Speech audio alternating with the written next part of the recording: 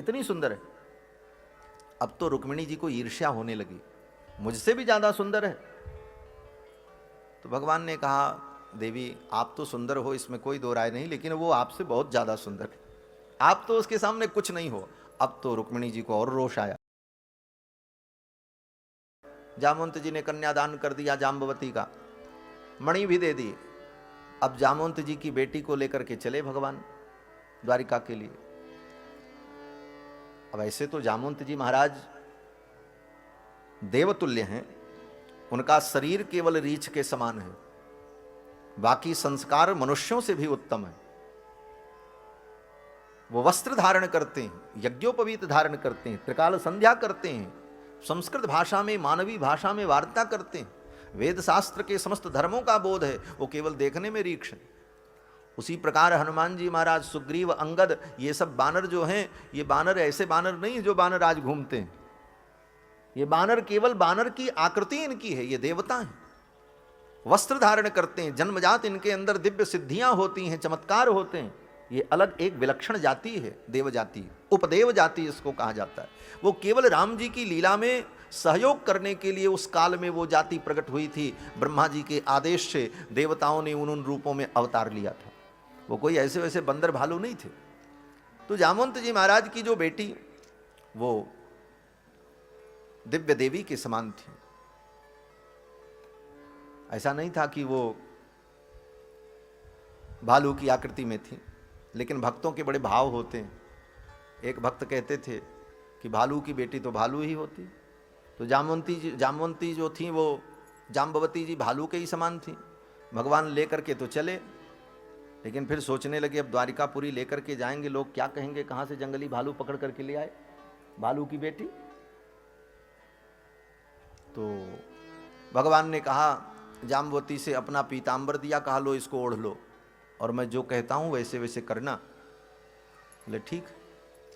जाम्बवती जी को लेकर के जब द्वारिका आए तो भगवान ने कहा अर्धरात्रि में हम लोग महल में चलेंगे, और जैसे ही महल में घुसेंगे, दाहिने हाथ एक कक्ष है, महल में प्रवेश करते ही दाहिने हाथ पर एक कक्ष है, आप उस कक्ष में चली जाना और भीतर से जाकर के कक्ष को बंद कर लेना।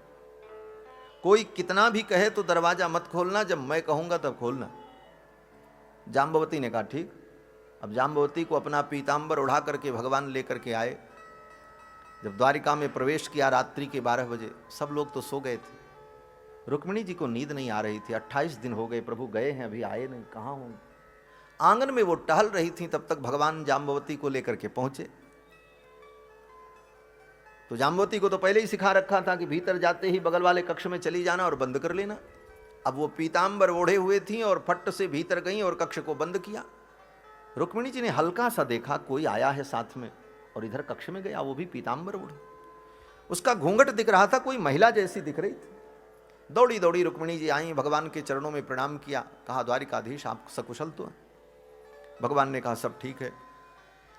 रुक्मिणी जी ने कहा प्रभु आपके साथ कोई और आया है।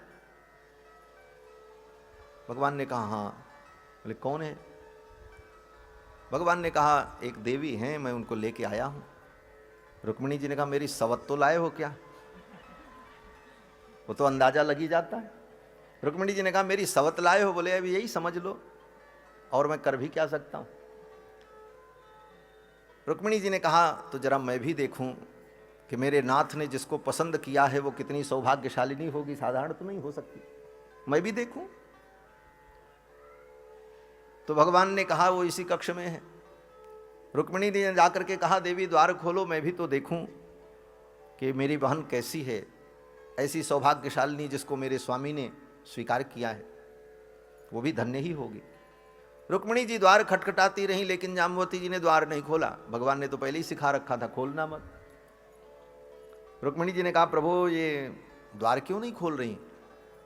भगवान हंसने लगे। भगवान ने कहा देवी आज मैं जिसे लेकर के आया हूं ना, वो इतनी सुंदर है, इतनी सुंदर है कि पूरे ब्रह्मांड में उसके जैसी कोई सुंदर स्त्री नहीं हो सकती, इसलिए वो किसी को अपना मुख दिखाना नहीं चाहती, इतनी सुंदर है।